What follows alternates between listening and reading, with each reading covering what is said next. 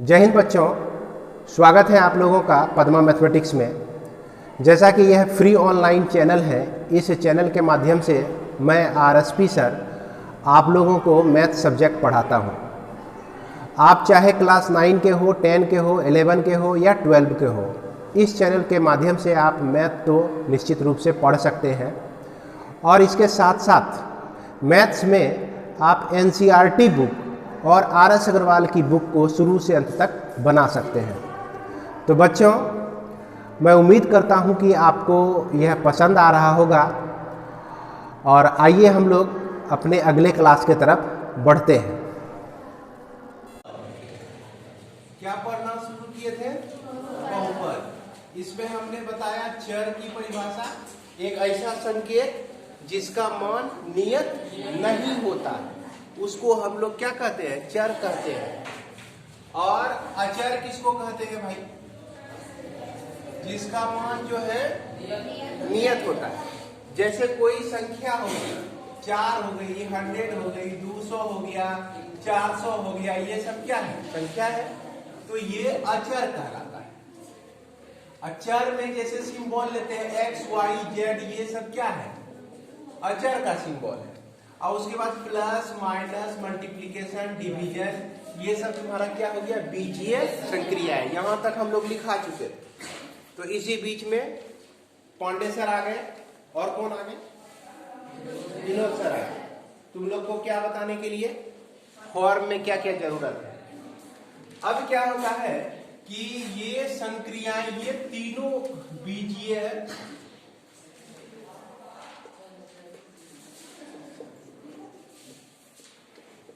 बीजीय संक्रियाएं। अब तीनों को मिला दिए हम लोग, तीनों को मिला दिए। तीनों को मिलने से क्या बन जाता है भाई?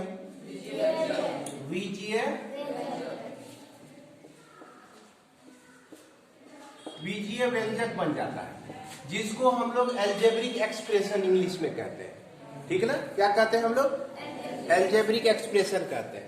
अब एल्जेब्रिक एक्सप्रेशन देखो, यहां पर हमने एक एग्जांपल दिया था, 2x + 1 है। ये तुम्हारा क्या है भाई? एल्जेब्रिक एक्सप्रेशन है। कैसे? इसमें 2 और 1 क्या है? अचर है। x क्या है? चर है। और ये प्लस क्या है? बीजीय संक्रियाएं है। तो तीनों एक साथ मिल गया ना, तो क्या बन गया? बीजीय व्यंजक बन गया। दूसरा देखो, 1/x² + 3 है। तो इसमें देखो x का स्क्वायर डाले हुए, तो एक क्या है तुम्हारा? चर है। x क्या है? चर भी है। यहाँ प्लस क्या है तुम्हारा? बीजीय संक्रियाएं है। और 3 क्या है तुम्हारा? अचर है। उसके बाद 3 नंबर में हम सिर्फ √x लिख दिए, खाली √x लिख दिए। तो अब बताओ, ये तुम्हारा बीजीय व्यंजक है कि नहीं? कौन कौन नहीं में हाथ उठाते हो? कौन कौन कहोगे कि ये नहीं है बीजीय व्यंजक? तो यह भी बीजीय व्यंजक है। एक चीज दिमाग में रख लो कि अगर √x है तो इसका मतलब हुआ ये x पे पावर 1/2। कितना मतलब हुआ? 1/2। अगर इसमें -0 कर दो तो कोई फर्क पड़ता है? या +0 कर दो तो कोई फर्क पड़ता है? नहीं पड़ता है, कोई फर्क नहीं पड़ता। जैसे एक हाथी के पीठ पर चींटी सवार हो जाएगा तो कोई फर्क पड़ेगा? हाथी तो दूर, तुम्हारे पीठ पर अगर चींटी सवार हो जाएगा तो कोई फर्क पड़ेगा? तो यहाँ चींटी के भी बराबर नहीं है ये 0 ग्राम, 0 kg कहने का मतलब चींटी के वजन के भी बराबर नहीं, तो कोई फर्क नहीं पड़ता है। आजा। तो यहाँ पर हम क्या देख रहे हैं कि ये x क्या है भाई? चर है। x क्या है? चर है। माइनस यहाँ जो डाले हैं ये संक्रियाएं हैं, बीजीय संक्रियाएं। और 0 क्या है तुम्हारा? अचर है। 0 भी क्या है तुम्हारा? अचर है। 0 फिक्स वैल्यू है ना, तो ये क्या हो गया? अचर हो गया। तो इस तरह से ये जो है आपका कौन चीज हो गया? बीजीय व्यंजक। इसके बाद मैं कुछ एग्जांपल और आप लोगों को बताता हूं जो सब बीजीय व्यंजक होगा। जैसे मान लिया जाए, चौथा नंबर में लेते हैं x⁴ x² plus x plus 1, ये क्या है भाई? बीजीय व्यंजक है। क्लियर है? पांचवा नंबर, एक्स रूट एक्स, ऐसे लिखो, एक्स पर पावर 3/2 जोड़ एक्स पे पावर 1/2 जोड़ 1। छठा नंबर, एक्स पे पावर -6 जोड़ एक्स पे पावर -5, ये छठा नंबर। सातवां नंबर, एक्स 2x का क्यूब प्लस 3x प्लस 1, ये तुम्हारा अगला एग्जाम्पल है। सारे जो है ये बीजीय व्यंजक हो गया। समझ गया बात को? अब इसमें हम लोग समझते हैं, अब चलते हैं हम लोग बहुपद में। इसमें चलते हैं बहुपद। बहुपद में जाने से पहले एक चीज को जान लीजिए कि ये x पर पावर 2 लिखे हुए, इसको हम लोग क्या करते हैं? पावर करते हैं, है ना? x पे पावर 2, x पर घात 2, इसको यही पढ़ते हैं। तो यहाँ घात कितना है? 2 है। और x पर हाफ लिख दिए, तो यहाँ घात कितना है? बोलो, 1/2 है। x के ऊपर कौन चढ़ा हुआ है? 1/2। तो यहाँ पर घात कितना है? 1/2 है। समझ रही है ना? तुम लोग भी दिख रहा है ना? अब यहाँ पर हम लिखते हैं x पे पावर -6, तो बोलो यहाँ घात कितना है? -6। कोनो याद किया हुआ चीज हम थोड़े पूछ रहे हैं, यही देख के बोलना है। x पे पावर जो है 3/4 लिखे हुए हैं, तो यहाँ पर घात कितना है? 3/4 है। अगर 1/x पर पावर 3 लिखा हुआ है, तो यहाँ घात कितना है? यहाँ घात कितना है? देखो ये अंतर, x पे पावर 1/3, तो ये कितना घात हुआ यहाँ? इसको तो हम 1/3 घात कहेंगे। कितना घात कहेंगे यहाँ पर? कितना घात है ये? 1/3 है। यहाँ पे 1/x पे पावर 3 है। कुछ अंतर है कि नहीं दोनों में? तो यहाँ पर कितना घात हुआ? 3। जो भी बोला गलत बोला, जो भी बोला कैसे गलत बोला? तो सबसे पहले घात को हम देखो x पे पावर, इसको ऊपर लाएंगे। जब नीचे में घात +3 रहे तो ऊपर जाकर -3 हो जाता है। बात समझ में आई? क्लियर है? तो यहां पर घात कितना हो जाएगा? बोलो तो -3 हो जाएगा। अब इसी तरह के एक एग्जांपल देते हैं तुमको। अगर 1/x पे पावर 6 रहे, 1/x पे पावर 6 रहे, तो इसमें घात कितना है? -6। अब सबको समझ में आ गया? कहीं किसी को डाउट है? क्लियर है ना? ये अगर 1/x² रहे, तो इसमें घात कितना है बाबा? -2 है। तो घात जो है तुम्हारा माइनस में भी हो सकता है, अब देखो प्लस में भी हो सकता है, और ये भिन्न में भी हो सकता है। कैसा कैसा हो सकता है? भिन्न में भी हो सकता है। तो यहां पर देखो, इसमें किस तरह का घात है भाई? प्लस वाला संख्या में है। इस पे कैसा घात है बताओ? इसमें 1/x² लिखे हैं, और 1/x² का घात मतलब -2। तो यहां पर -2 वाला घात है। ये कितना घात वाला है? -2 वाला। और √x का मतलब क्या होता है? √x का मतलब x पे पावर हाफ होता है। यहाँ भिन्न वाला घात है। कैसा घात है? सबको समझ रहे हो? बहुत हल्के वे में मैं बता रहा हूं, जो कि तुम्हारे दिमाग में चलेगा। ठीक? उसके बाद यहाँ पर देखो कैसा कैसा घात है। 3 है, 2 है, 1 है। x पर कुछ नहीं, घात कहने का मतलब 1 है। अगर जो खाली हम लिख दे कि x लिख दे, आप बोले कि बताओ तो इस x पर कितना घात है भाई? इस x खाली लिख दिए हम। अब बोले कि x पे बताओ कितना घात है, तो कितना घात बोलेंगे इसको? 1 बोलेंगे। क्या बोलेंगे? घात 1। घात 1 जो है ना, लिखा नहीं जाता। क्लियर है? घात 1 जो है लिखा नहीं जाता। तो घात कितना पे क्या घात होता है इसमें किसी को डाउट नहीं है, और पकड़ना यही है कि प्लस में घात है कि माइनस में है कि भिन्न में। इतना तो सबको समझ गए, इतना में किसी को डाउट नहीं है। अब बहुपद क्या कहता है कि बहुपद कहता है कि यदि बीजीय व्यंजक में चर का घात पूर्ण संख्या हो। कैसी संख्या हो? अब पूर्ण संख्या का तो परिभाषा आधा से अधिक भूल गया। पूर्ण संख्या में को परिभाषित कोई कर सकता है? हाँ करो तो, तुम बोलो तो। पूर्ण संख्या किसको कहते हैं हम लोग? हाँ, तो पूर्ण संख्या 0, 1, 2, 3 इसी तरह से अनंत तक। यदि बीजीय व्यंजक में चर का घात पूर्ण संख्या हो तो बहुपद कहलाता है। क्या कहलाता है? बहुपद कहलाता है। क्लियर है? अब यहां पर देखो, यहां पर बढ़िया, यहां पर तुमको बहुपद उसी को बोलना है। किसको बोलना है? बहुपद उसी को बोलना है जिसमें घात कौन सी संख्या हो? पूर्ण संख्या। तो अब यहां पर देखो, यहां चलते हैं, यहां 2x लिखा हुआ है, x पर घात कितना है? 1 है। तो 1 कौन सी संख्या हो गई? पूर्ण संख्या हुई। तो इसीलिए यह बहुपद है, यह बहुपद है।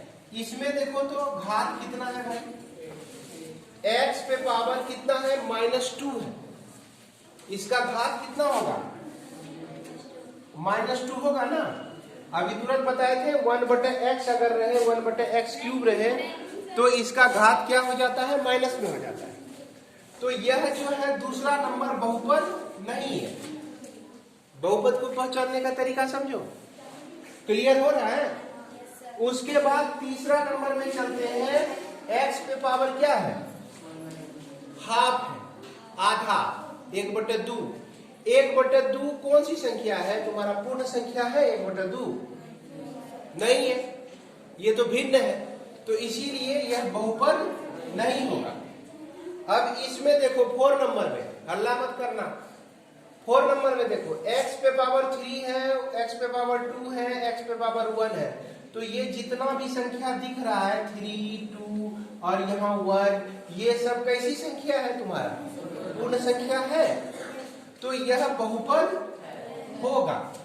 क्लियर है? उसके बाद इसमें चलते हैं। इसमें x पे पावर 3/2 है, घात क्या हो गया? 3/2 है। तो 3/2 देखो पूर्ण संख्या है? नहीं है।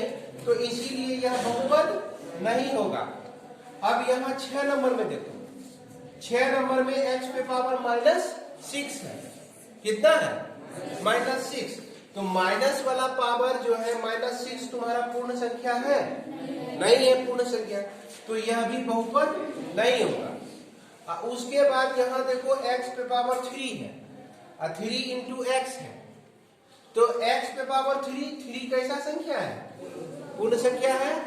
तो इसीलिए यह बहुपद होगा। क्लियर है?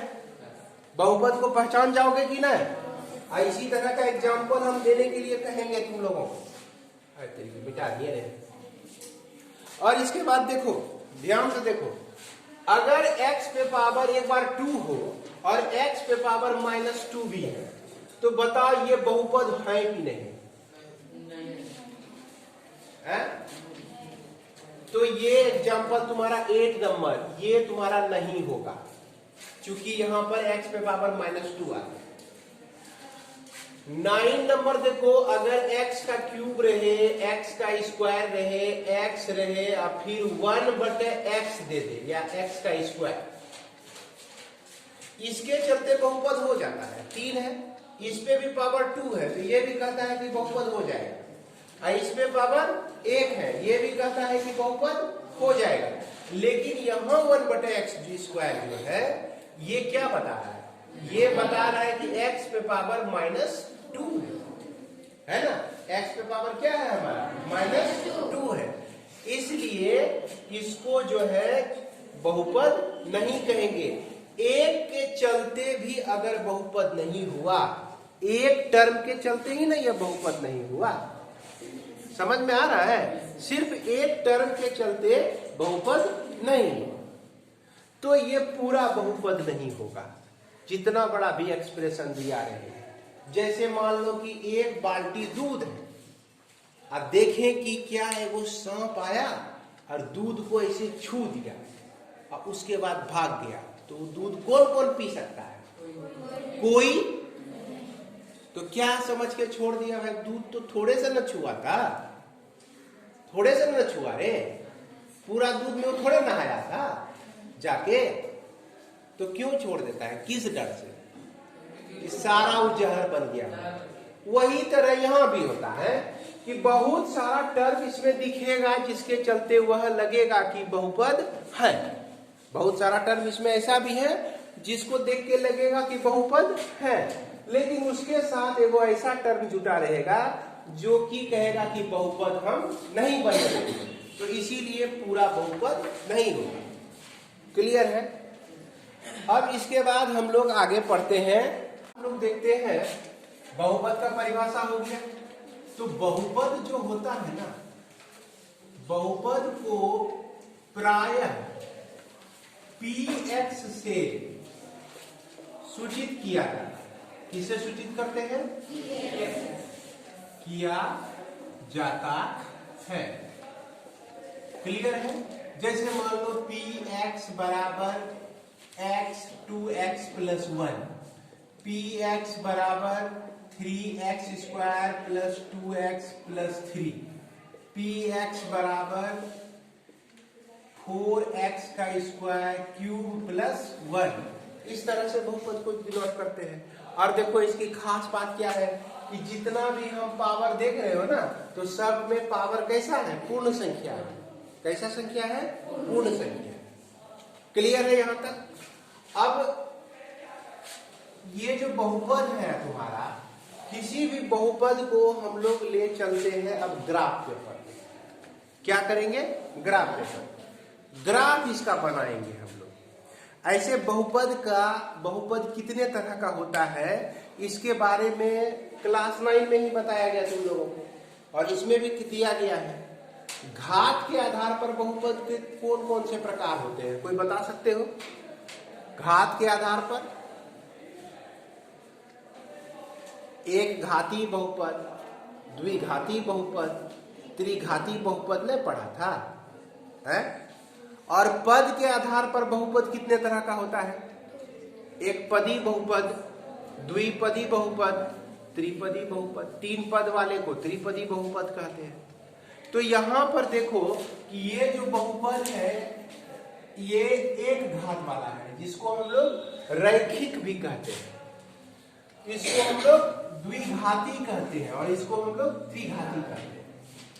तो किसी दिए गए बहुपद को आप ग्राफ पेपर पे जब प्लॉट कीजिएगा, ग्राफ बनाइएगा, ग्राफ बनाए हैं पहले कभी? तो जब ग्राफ बनाते हैं, जैसे y बराबर 2x प्लस 1 का ग्राफ बनाते हैं, तो क्या कैसे बनाते हैं हम लोग पता है? x का मान कुछ रखते हैं, क्या करते हैं हम लोग? x का मान कुछ रखते हैं, 0 1 2 रख दिए, तो 0 रखने से y का मान कितना आता है? 1 आता है। अब फिर यहां पर 1 रख दिए तो 2 इंटू 1 प्लस 1 कितना आया? 3 आया। अब इस x के जगह पे हम लोग क्या कर देते हैं? 2 को रख देते हैं, तो 2 इंटू 2 प्लस 1 कितना आ जाता है? 5। तो इस पॉइंट से हम लोग क्या कर सकते हैं? ग्राफ ड्रॉ कर सकते हैं कि नहीं?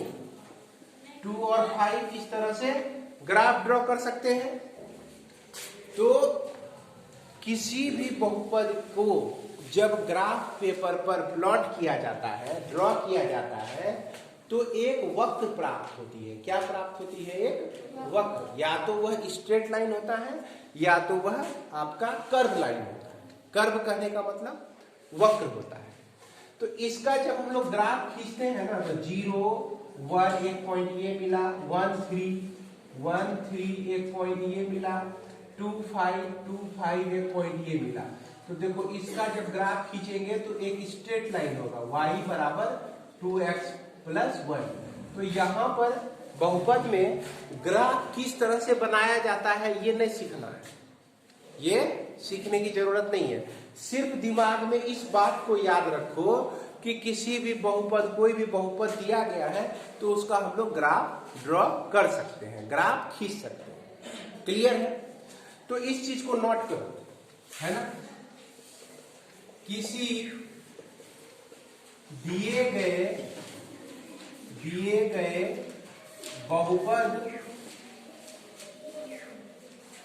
का ग्राफ